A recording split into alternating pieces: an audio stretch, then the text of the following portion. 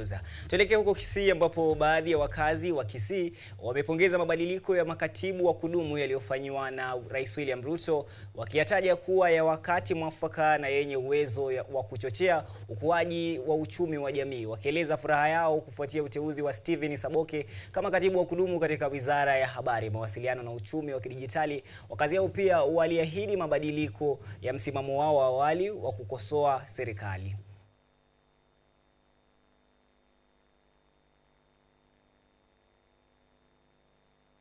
Imeenea katika sehemu mbalimbali nchini, hasa kwa wakazi wanaodai kuwa kwa muda mrefu wamekuwa wakitengwa katika uteuzi wa nyadhifa za umma.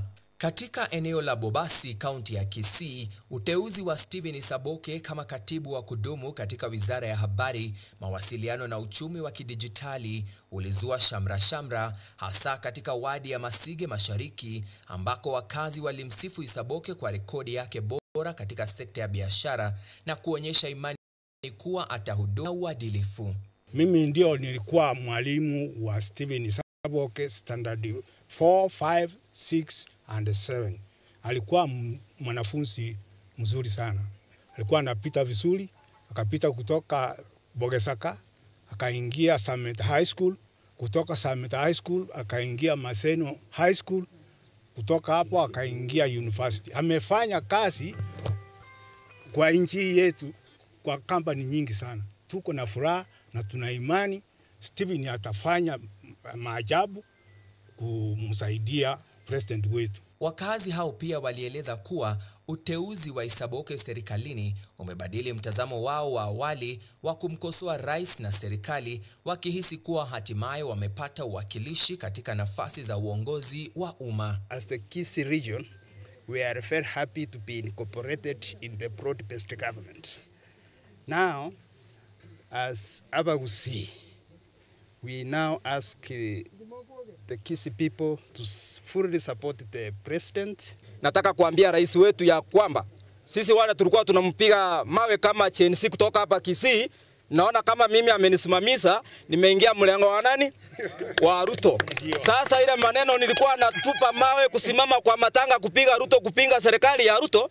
Sasa nataka kuambia Excellence William Samuel Ruto, mimi niko nyuma yako kwa ile kazi umefanya hapa kwetu nyumbani.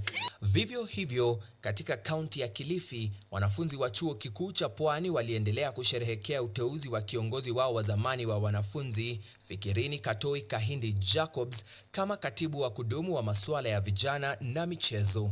Wakiongozwa na rais wa chuo hicho pamoja na katibu mkuu wa muungano wa wanafunzi hao walijitokeza kwa furaha katika mji wa Kilifi, wakisema kuwa uteuzi wa mmoja wao umeongeza imani yao kwenye serikali, haswa katika kujumuisha vijana serikalini. Tuna furaha mingi sana and we want to thank him because he is one of the most powerful leaders that we have had.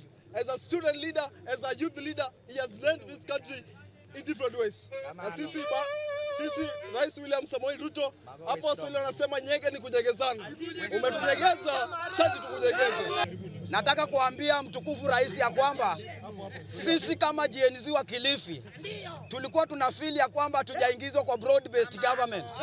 Lakini the appointment of Fikirini Jacobs Katoi as the PS in charge of youth, tunataka kuambia ule mtu wa mlima akijaribu. Gavana wa Kilifi Gideon Mung'aro alimpongeza Fikirini, akimsifu kwa uongozi wake bora na kuonyesha imani kuwa atatekeleza majukumu yake ipasavyo katika wadhifa wake mpya.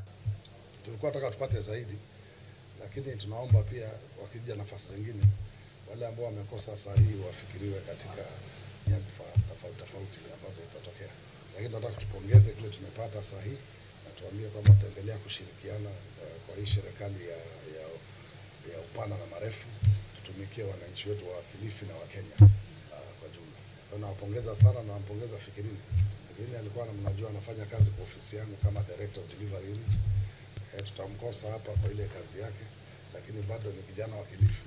Kwa akideliver huko adeliver mpaka Kilifi pia. Stephen Saboke na Fikirini Jacobs ni miongoni mwa makatibu wa kudumu wapya 14 walioteuliwa ambao sasa wanasubiri kupigwa msasa na kamati mbalimbali za bunge.